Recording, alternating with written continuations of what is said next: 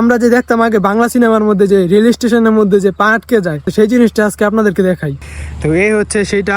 তো এখানেই দেখতাম যে আমরা আগে যে মানুষের রেল স্টেশনে পা আটকে যায়, যে এই অংশটাতেই। তুই আবার কি করো তাই? Hey guys, welcome back to my new vlog. Guys, আজকে অনেক দিন পর আমি ভ্লগ বানাচ্ছি। আমি লাস্ট ভ্লগ বানিয়েছিলাম ডিসেম্বর মাসের 17 তারিখে। তো ভ্লগ যেহেতু অনেকদিন ধরে বানাই না, তো ভ্লগ বানানো প্রায় বলতে গেলে ভুলেই যাচ্ছিলাম।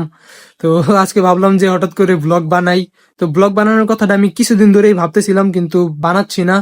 তো একটু সময়ের অভাবে বানাতে পারতেছি না, কারণ আমার পরীক্ষা চলতেছে। তো যেহেতু আমার পরীক্ষা চলতেছে, তো আমি তেমন একটা ভ্লগ বানাইতেও পারি না। তো আজকে একটু সময় পেলাম, তো ভাবতেছি যে আজকে ব্লগটি বানাই।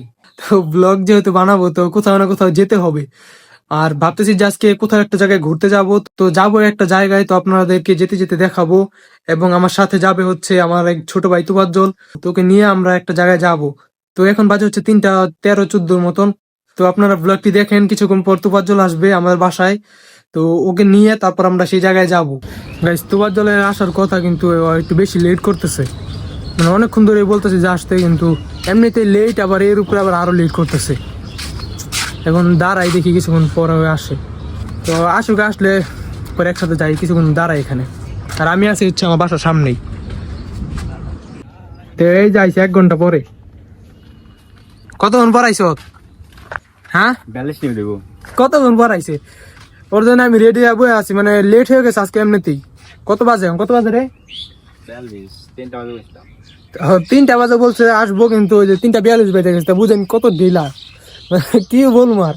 তো এখন যাই তাড়াতাড়ি। তো এখানে আরেকটা ঘটনা আছে। আমার কিছুদিন আগে আমি একটা ইউটিউব চ্যানেলে একটা ব্লগ বানিয়েছিলাম। তো সেই ব্লগের মধ্যে দেখি যে ভালো পরিমাণে ভিউজ করছে। মানে আমার ইউটিউব চ্যানেল সবচেয়ে বেশি ভিউজ করা ভিডিও হচ্ছে ওইটা। তো আপনারা দেখে আসেন। এই ভিডিওর আগের ভিডিওটা হচ্ছে আমার ওইটা।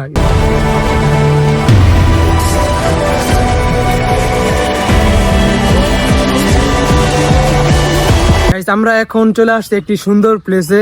তো জায়গাটা আগে আপনাদেরকে দেখাই। তো এই যে দেখেন, এই জায়গাটা সুন্দর আছে। তো ভাবতেছি যে এখানে কিছু ছবিও তুলি। বিকাল টাইম যেহেতু ওয়েদারটাও সুন্দর, তো দু একটা ছবি তুলি।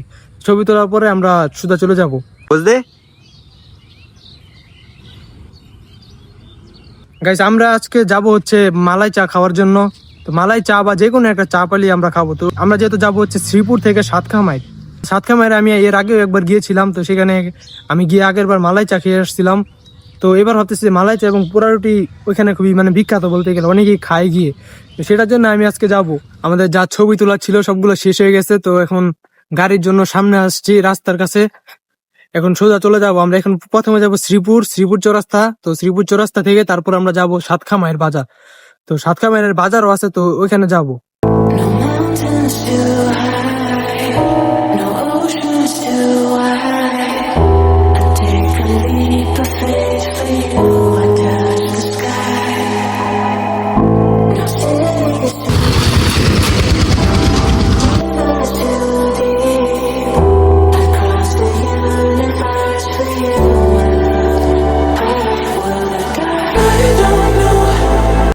গাইজ, আমরা এখন আছি সাতখামাই রেল স্টেশনে।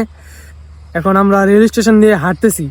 যেহেতু আমরা একটু আগেই আসতে, আমরা যাব হচ্ছে এই চা খাওয়ার জন্য যাবো, যেহেতু সন্ধ্যাবেলায়। তো এখন আমরা কিছুক্ষণ সময় এখানে কাটাই।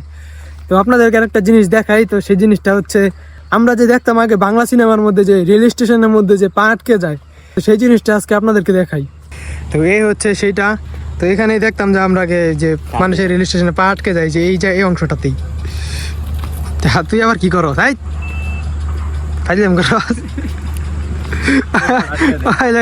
টানতে আমরা এই রেল স্টেশনের মধ্যে একটা সুন্দর একটা জায়গা পেলাম। তো সেই জায়গার মধ্যে ছবি তুলে। তো জায়গাটা দেখেন, এই যে মানে এই জায়গাটা কত সুন্দর লাগতেছে। এই ঘরে, এটা ঘর নাকি আমি ঠিক সঠিক জানি না, কিন্তু এই জায়গাটার মধ্যে ছবি তুলে অবশ্যই সুন্দর লাগবে। অনেকক্ষণ ধরে আমরা স্টেশনে দাঁড়িয়েছিলাম যদি কোনো ট্রেন আসে সেটার ভিডিও করব বলে, কিন্তু আমাদের ভাঙা কপাল, কিন্তু কোনো ট্রেন আসলো না। তো এখন যাই সাতখামের বাজারের ওইদিকে।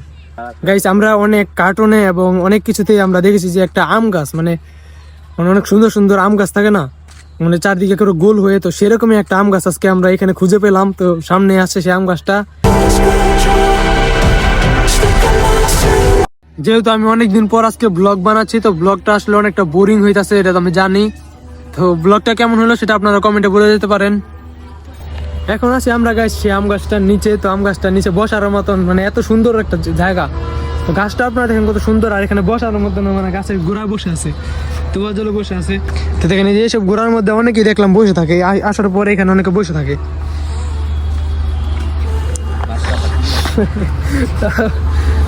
মানে অনেক জায়গায় মানে এখানে বসার মতন একটা সুন্দর জায়গা আছে আম গাছটার মধ্যে। তো এই হচ্ছে আম গাছ, আর এই হচ্ছে রেল স্টেশন, ওইখানে সাতখামের বাজার। গাইস অনেকক্ষণ ধরে বসে আছি, তো এখন যাই গিয়ে বাজারের দিকে যাই এখন।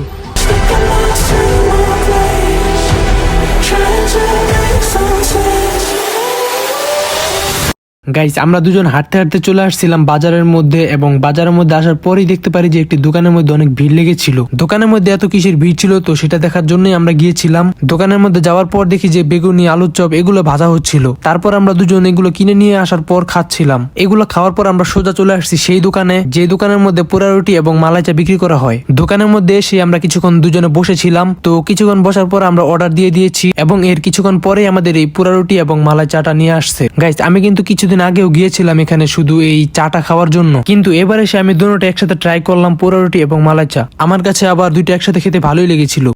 গাইস আমরা মালাই চা এবং রুটি এইমাত্র খেয়ে এখন আসছি, তো এখন আমরা বাসায় যাব। তো মানে একটু ঠান্ডা ঠান্ডা লাগতেছে, আমরা আবার শীতের কাপড় পরে আসছি না, যেহেতু আমরা আসছি হচ্ছে দুপুরে, তো আমাদের শীতের কাপড়টা তেমন একটা প্রয়োজনও নাই। তো আমরা শীতের কাপড় পরে নিয়ে এমনি ঠান্ডা লাগতেছে। আর ওপর থেকে মানে হাফাতে একটা গেঞ্জি পরে আসছে, তো সেই জন্য আর কি আমাদের বেশি ঠান্ডা লাগতেছে। তো এখন আমরা বাসায় যাবো, তো বাসায় গিয়ে আবার কথা বলতেছি।